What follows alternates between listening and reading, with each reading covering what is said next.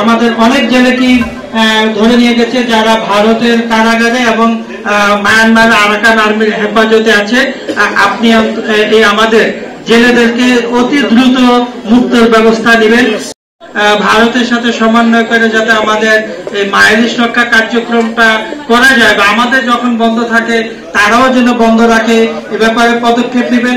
পাশাপাশি আপনার দৃষ্টি আকর্ষণ করে বলবো, আমাদের এবছর বেশ কিছু জেলেকে টেকনাফ এবং আমাদের ভোলা বিভিন্ন এলাকা থেকে আমাদের অনেক জেলেকে ধরে নিয়ে গেছে যারা ভারতের কারাগারে এবং মায়ানমার আরাকান আর্মির হেফাজতে আছে।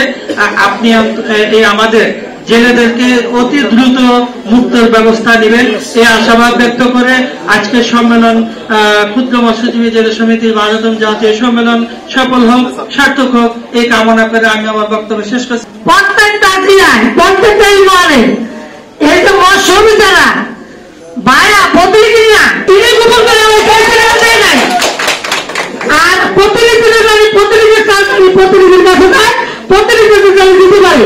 এটা আমরা মৎস্যজীবী তাদেরকে দিলাম, আন্দোলন দেয়, কিন্তু এটা পরিষেবা দিবেন। পরিষেবা মনে করে আমিও জানবো, আমার একটা ভোট আমি কেমন পাবো, আমি হেরে দিব। যার মনে করেন বাড়িতে বিল্ডিং আছে, যার পরে দিনের সাথে হ্যাঁ পাইব, কিন্তু জেলা পায় না,